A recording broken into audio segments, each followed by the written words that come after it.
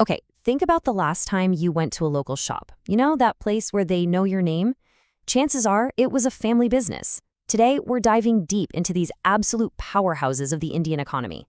It's a world of tradition, legacy, and, you'll see, some incredible resilience. I mean, from your neighborhood Kirana store all the way up to huge, sprawling conglomerates, family-run businesses are literally everywhere. They're not just part of the economy, they really are its backbone. But in this age of crazy competition and constant change, what's their secret sauce? What really makes them tick? And maybe more importantly, how do they keep on succeeding? Well, let's get into it. So, to really understand how they thrive, we have to look at what they're built on.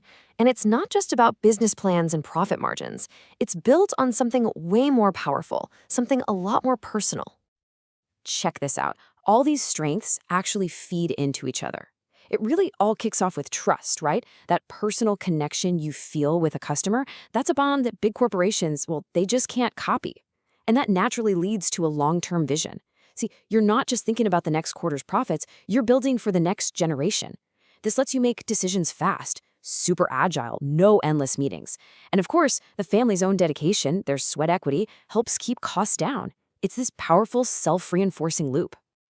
But, and it's a big but, anyone who's ever been in a family business knows that mixing work and your personal life is like walking a tightrope. And sometimes those exact same strengths can become your biggest weaknesses. So, where does it all get messy? What's the catch? Well, the answer really boils down to a pretty fundamental conflict. This right here, this captures that central problem perfectly. Being able to make decisions quickly, that's a massive strength, no doubt. But what happens when those decisions get all tangled up in family history, personal egos, and old arguments? Suddenly, that strength becomes a huge challenge. The line between a simple business disagreement and a full-blown family fight just disappears. And the pressure, wow, it comes from all sides. On the outside, you've got competitors just slashing prices left and right. On the inside, your old ways of doing things start to break as you try to grow. Then you've got the constant headache of GST filings and all the changing rules. And to top it all off, you might have clashes with the next generation about how to modernize the business. It's a real pressure cooker. So, facing all of that, how in the world do you move forward? How do you build a modern legacy? You know, the key is to professionalize, but you have to do it in a way that doesn't kill the very soul of what makes your business special in the first place. Look, professionalizing sounds like a big, scary corporate word, doesn't it? But it doesn't have to mean becoming some faceless company. It can start with really smart, simple steps. First, just adopt some basic software to get clarity on your accounts. Second, clearly define who does what. It cuts down on so much conflict. And third, make your decisions out in the open. Building trust inside the family is every bit as important as building it with your customers. And in the world we live in today, part of that modernization is just being visible online. And again, this doesn't have to be some complicated, expensive thing. A Google business listing so people can actually find you, a simple WhatsApp catalog to show off what you're selling, and maybe a basic Instagram page to start building a little community.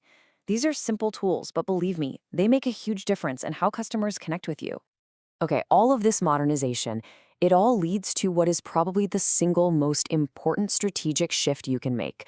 Because if you're always just fighting on price, it's a race to the bottom that nobody wins. It's time to change the game. This is the choice right here. Who is your customer? Are you constantly chasing the person who's just looking for the lowest price, who will drop you in a second for a tiny discount? Or are you focused on building a real relationship with the customer who actually appreciates great service and reliability? One is just a transaction.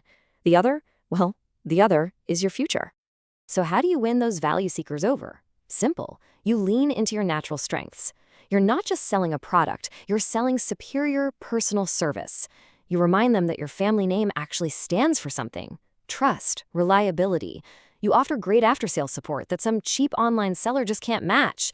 You reward your loyal customers with personalized offers. This is your home turf, and on this ground, you can always, always win. Okay, so what does that path to real, sustainable growth look like? It's not about throwing away the past. It's about using the strongest parts of your foundation to build for the future. If there's one thing to take away from all this, it's this idea right here. You can't fight every competitor on price, but you can absolutely win on quality, reliability, and service. That is your real advantage. That is where you win the game. So, when it all comes down to it, your future really rests on three pillars: the trust you've already spent years building, the quality you put into everything you do, and your ability to adapt to a changing world without losing what makes you, you. And that leaves us with one final thought. A business, especially a family business, is really all about relationships.